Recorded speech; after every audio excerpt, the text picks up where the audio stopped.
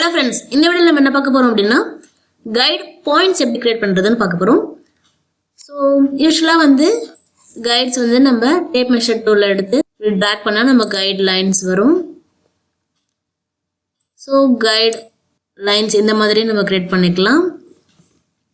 So guide points எப்படி create பண்றது அப்படினா சோ ஜஸ்ட் எந்த இடத்துல நீங்க கைட் பாயிண்ட் கிரியேட் பண்ணனும்னு நினைக்கிறீங்களோ அங்க சோ கிளிக் பண்ணி டிராக் பண்ணி 0 அப்படின்னு டைப் பண்ணி என்டர் பண்ணீங்க அப்படின்னா ஸோ இந்த இடத்துல உங்களுக்கு கைட் பாயிண்ட்ஸ் கிரியேட் ஆகிடும். ஸோ இப்போ நான் இதை டெலீட் பண்ணேன் அப்படின்னா அந்த பாயிண்ட்ஸு அப்படியே உங்களுக்கு இருக்கும். ஸோ இந்த கைட் பாயிண்ட்ஸை வச்சு நீங்கள் ஈஸியாக ட்ரா பண்ணிக்க முடியும். ஸோ அதே மாதிரி ஒரு சர்க்கிளில் கைட் பாயிண்ட்ஸ் எப்படி எடுக்கிறதுனா ஜஸ்ட்டு ரைட் கிளிக் பண்ணிங்க, அதில் ஸோ ஜஸ்ட்டு ரைட் கிளிக் பண்ணுங்கள்.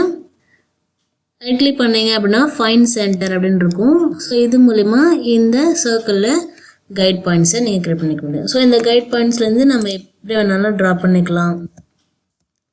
ஓகே, ஸோ இப்படி தான் கைட் பாயிண்ட்ஸை கிரியேட் பண்ணணும். ஸோ எந்த இடத்துல உங்களுக்கு கைட் பாயிண்ட்ஸ் வேணுமோ so just tape measure tool எடுத்துக்கோங்க. அந்த இடத்துலேருந்து ஜஸ்ட்டு ட்ராக் பண்ணி 0 அப்படின்னு டைப் பண்ணி என்டர் பண்ணிங்கன்னா போதும், கைட் பாயிண்ட்ஸ் வந்துடும். ஸோ எந்த இடத்துல வேணாலும் நீங்கள் கைட் பாயிண்ட்ஸை க்ரியேட் பண்ணிக்க முடியும்.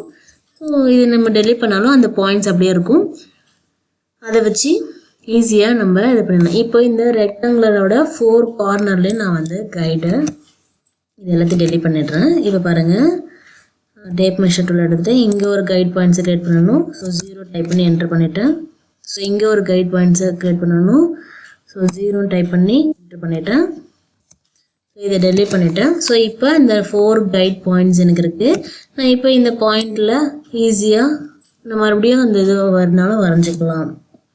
ஓகே, ஸோ இந்த மாதிரி கைட் பாயிண்ட்ஸை எந்த இடத்துல வேணாலும் நீங்கள் ஒரு ரெஃபரன்ஸ்க்கு கிரியேட் பண்ணிக்க முடியும். Thanks for watching. Don't forget to like, share and subscribe.